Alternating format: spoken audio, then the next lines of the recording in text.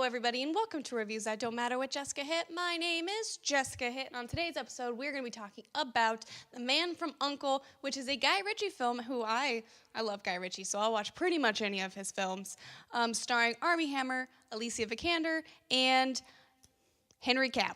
So after I watched King Arthur, Legend of the Sword, which I loved, you should go watch that review, but I went out and I was like, okay, I need to see how many Guy Ritchie films there are out there. So I'm kind of going through his filmography, of course, the Sherlock Holmes stuff, and then The Man from U.N.C.L.E. came up, and I'm like, I've only heard good things about this movie, and I know it didn't do great in the theaters, but I just hear great reviews, and I wanted to see it anyway, so I was like, okay, whatever, I'm gonna go watch this. So I actually ended up buying it on Amazon Prime, I believe it was. I rented it, technically, but I watched it, and I really enjoyed it. I don't think I liked it as much as the first Sherlock Holmes movie or King Arthur, Legend of the Sword, just because those two are very, very Guy Ritchie in his sort of style of fast-paced filming.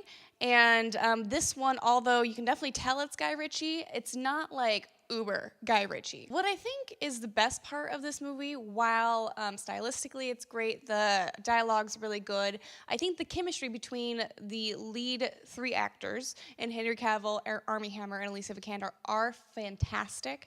I love Henry Cavill. I think he's a great actor. I really want to see him in more things. In fact, really the only reason I plan on seeing the next Mission Impossible movie is for Henry Cavill and that mustache. Armie Hammer is always good, and I think that he's kind of an underrated actor because he doesn't you don't really see him too much after The Social Network. He doesn't become that star that you think he is, but I think that he's really starting to find his way with, Man from U.N.C.L.E., Call Me By Your Name came out this last year. Alicia Vikander is a star. She's always amazing, and I think she's quickly becoming one of my favorite actresses in Hollywood right now. Because I've never seen her in something that I don't like.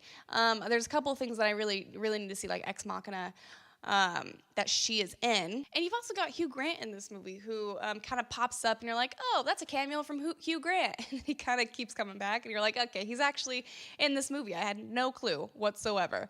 And what I think is also fun is I should probably tell you about this movie in case you don't know what The Man from U.N.C.L.E. is. Henry Cavill plays a CIA agent who goes out to find this mechanic played by Alicia Vikander, whose father has gotten involved with I think Nazis.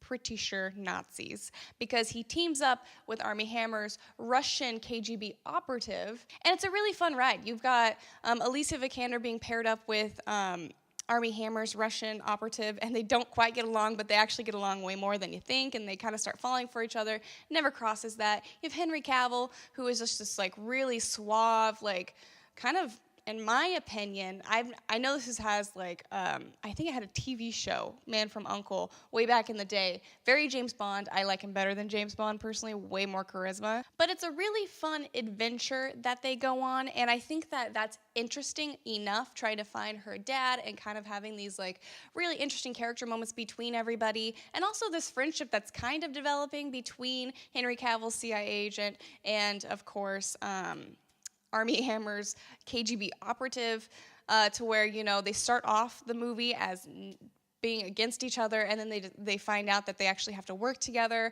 and then they kind of form a friendship, and at the end they have these great action sequences together where they're just they've really bonded, and it's really sweet.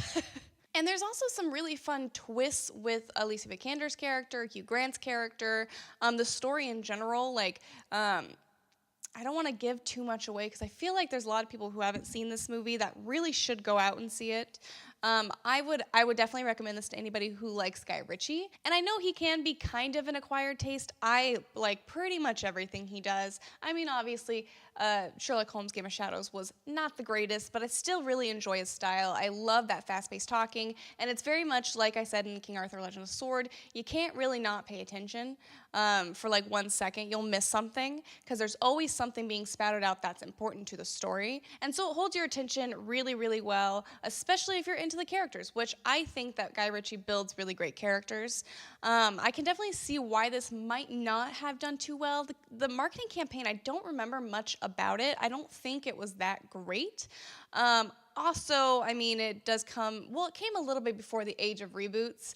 And to be honest, reboots, they really should rarely be happening. Like, they're really not that fun. The Jumanji one was fantastic, but like, do we need all of these reboots? No, we do not. But one thing that this movie does at the very end is it kind of leads into possible sequels, which, if you watched my review yesterday about Pacific Rim Uprising, you know I talked a little bit about how I don't really like movies that have those sort of lead-ins to a possible another movie, whether or not you're getting one or not. This one is definitely less than something like Independence Day Resurgence or a Pacific Rim Uprising, where those two are very blatantly like, well, next time we're coming to you type thing, whereas this one is kind of just like, oh, nope, we're still all teaming together for another mission, here it is, go have fun type of thing, and you know they're going off to a different adventure. And it's fun because you do want to follow them and you want to see a second one. I don't think that's really ever going to happen unless, you know, Guy Ritchie probably gets his way, because I think he would want to. But, yeah, I kind of wish they, well, actually, I get why they did that, especially because it's based off of a series which these guys are all teamed up together all the time. I don't know. It's tough to say because I feel a little hypocritical by saying this one works, but the other ones don't.